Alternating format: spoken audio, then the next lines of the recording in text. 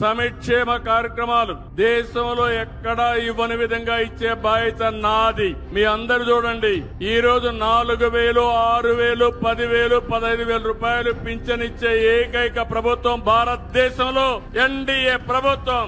33,000 కోట్ల రూపాయలు మీ అకౌంట్ లో వేస్తున్నా. నెలలో మొదటి తారీఖున ఎవరికి డబ్బులు ఇవ్వకపోయినా పర్వాలేదు, నా పేదవారి కోసం ఆ డబ్బులు వెచ్చించాలని మొట్టమొదటిసారిగా మీకే కేటాయించాను. మొదటి తారీఖున అధికార యంత్రాంగం ప్రజాప్రతినిధులు మీ దగ్గరికి రావాలని కొత్త కార్యక్రమానికి శ్రీకారం చుట్టాను. పేదల సేవలో అనే కార్యక్రమం పెట్టి ముందుకు పోతున్నాం. ఈరోజు అన్నా క్యాంటీన్ పెట్టాం. ఈ రోజు 175 కాన్స్టిట్యున్సీల్లో 175 క్యాంటీన్లు పెడుతున్నాం. అవసరమైతే ఇంకా ఎక్కువ పెడతాం. అదే సమయంలో ఇప్పటికే దీపం, ఒకప్పుడు నేనే ఇచ్చాను దీపం కింద మా ఆడబిడ్డలకు గ్యాస్ కనెక్షన్లు. మళ్లీ దీపం 2 కింద మళ్లీ నేనే ఉచితంగా 3 సిలిండర్లు మీకు ఇచ్చే బాధ్యత నేను తీసుకున్నానని మీ అందరికీ హామీ ఇస్తున్నా. అది అయిన తర్వాత అందులో కూడా కొన్ని ఆయిల్ కంపెనీస్ లో ప్రాబ్లమ్స్ ఉంటే తొందరలో 4 నెలలకు ఒకసారి మీ అకౌంట్ లో నేరుగా డబ్బులు వేస్తా.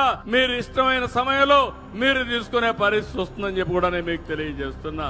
మిమ్మల్ని ఇబ్బంది పెట్టకూడదనేది నా ఉద్దేశం. పేదవాడికి అండగా ఉంటాం, నిరుపేదలకు ఎప్పటికప్పుడు చేదోడుగా ఉంటాం అని చెప్పి కూడా నేను మీకు తెలియజేస్తున్నా. ఇది కాకుండా ఈ రోజు మీరు ఒక్కసారి చూస్తే డిఎస్సి పెడుతున్నాం, మెగా డిఎస్సి పెడుతున్నాం. యువతకు 16,500 ఉద్యోగాలు స్కూల్స్ తెరిచే లోపల రిక్రూట్ చేసి వాళ్ళందరికీ ఉద్యోగాలు ఇచ్చే బాధ్యత తీసుకుంటానని చెప్పి హామీ ఇస్తున్నా.